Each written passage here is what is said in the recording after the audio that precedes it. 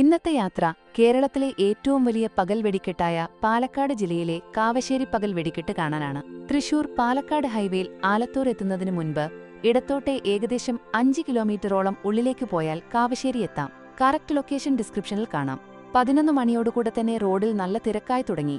Bike park ചെയ്യാൻ തന്നെ ഏറെ ബുദ്ധിമുട്ടി. അവിടെ ഒരു വീട്ടിൽ ചെന്ന് ബൈക്ക് വയ്ക്കാൻ അനുവാദം ചോദിച്ചതിനു ശേഷം ബൈക്ക് അവിടെ വച്ചിട്ട് ഞങ്ങൾ വെടിക്കെട്ട് നടക്കുന്ന പാടത്തേക്ക് പോയി. എല്ലാ വഴികളിലും ആളുകളാലും വണ്ടികൾ കൊണ്ടും നിറഞ്ഞിരിക്കുന്നു. പഴയകാലത്തെപ്പോലെ ഒരു ഉത്സവമൂട്. പൊരിവെയിലൊന്നും കാര്യമാക്കാതെ വെടിക്കെട്ട് കാണാനായി ഒട്ടനവധി സ്ഥലങ്ങളിൽ നിന്ന് ആളുകൾ എത്തിക്കൊണ്ടിരിക്കുന്നു. ആദ്യത്തെ വെടിക്കെട്ട് നടക്കുന്ന വിശാലമായ പാടത്തിന്റെ നടുവിലുള്ള റോഡിന്റെ ഇരുവശങ്ങളിലും വഴിയോര കച്ചവടം പൊടിപൊടിക്കുന്നു.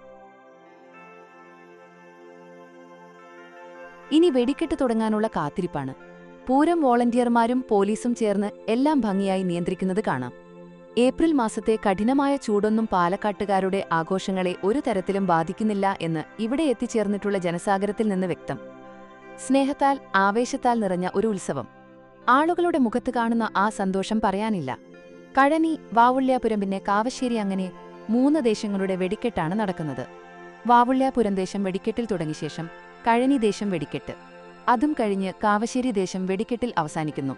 പൂരാഘോഷങ്ങളുടെ പ്രധാന ആകർഷണങ്ങളിലൊന്നാണ് ഇവിടത്തെ വെടിക്കെട്ട്. കാവശ്ശേരി പൂരം വെടിക്കെട്ട് അതിന്റെ ശബ്ദവിന്യാസത്തിനും വർണ്ണങ്ങളുടെ മനോഹാരിതയ്ക്കും പേരുകേട്ടതാണ്.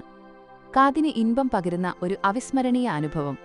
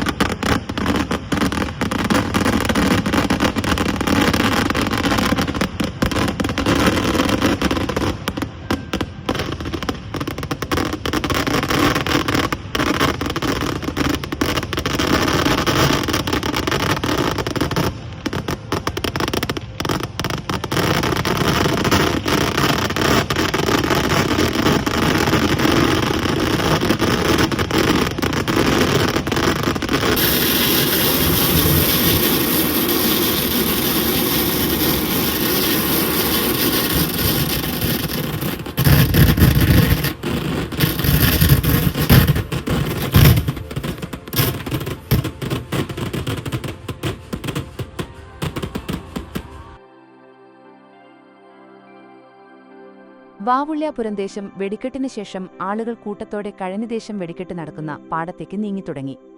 അവിടെ ചെന്നപ്പോൾ ജനത്തിരക്ക് ഇരട്ടിയായി. പ്രധാന വെടിക്കെട്ട് തുടങ്ങുന്നതിനു മുന്നോടിയായി റോഡിൽ കതിനവെടിയുണ്ടായിരുന്നു. 3 ദിവസത്തിന്റെ ഇന്ന് പൊട്ടും. പിന്നെ വീഡിയോ സമുദായം ഇന്ന് SNDF-ന്റെ 14 പൊട്ടും. രാത്രി പറഞ്ഞാൽ 6:45.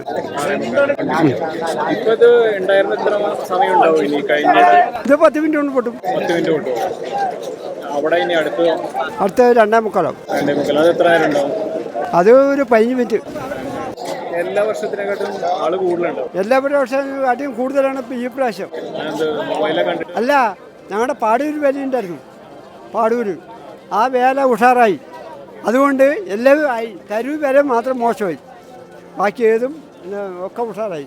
നമ്മറ വില, പിന്നെ വല്ലങ്കി, അങ്ങനെയൊക്കെ.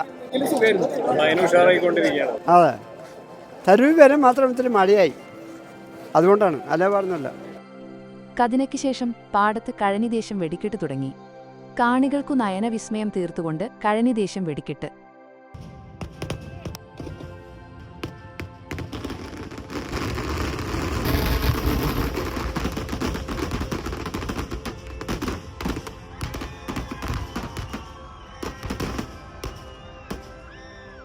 ഇവിടത്തെ വെടിക്കെട്ട് കഴിഞ്ഞാൽ ഉടനെ ആളുകൾ 3ാമത്തെ ദേശമായ കാവശ്ശേരി വെടിക്കെട്ട് നടക്കുന്ന പാടത്തേക്ക് പോകും.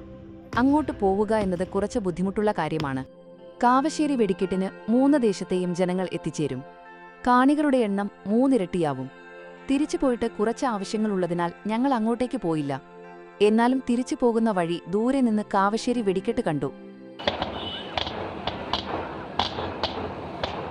ഈ വർഷത്തെ വെടിക്കെട്ട് ശരിക്കും അത് കാവശ്ശേരി കൊണ്ടുപോയി.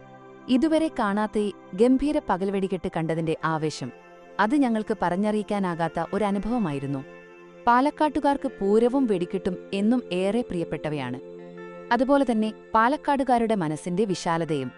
അതിഥികളെ സ്വീകരിക്കുന്ന സ്നേഹവും പറയാതെ വയ്യ. വെടിക്കെട്ട് കണ്ടുകഴിഞ്ഞ് ബൈക്കെടുക്കാൻ ചെന്നപ്പോൾ ബൈക്ക് വെച്ചിരുന്ന വീട്ടിലെ കാരണവർ ഞങ്ങളെ അവിടുന്ന് ഊണ് കഴിക്കാൻ സ്നേഹപൂർവ്വം ക്ഷണിച്ചു. വരുന്ന ഓരോരുത്തരെയും സ്വന്തം ആളുകളെ പോലെയാണ് പാലക്കാടുകാർ സ്വീകരിക്കുന്നതും പെരുമാറുന്നതും. അതിനാലാണ് ഇവിടെ വരുന്നവർക്കെല്ലാം ഒരു ഉത്സവത്തെക്കാളുപരിയായി ഹൃദയം നിറച്ചൊരു ഓർമ്മയായി കാവശ്ശേരി വെടിക്കെട്ട് മാറുന്നത്. അങ്ങനെ 2025-ലെ കാവശ്ശേരി പകൽ വെടിക്കെട്ടും കൂടി പാലക്കാടിനോട് യാത്രയും പറഞ്ഞുകൊണ്ട് ഞങ്ങൾ തിരിച്ചു നാട്ടിലേക്ക്. ഇനി അടുത്ത വർഷത്തെ വെടിക്കെട്ടിനായുള്ള കാത്തിരിപ്പ്.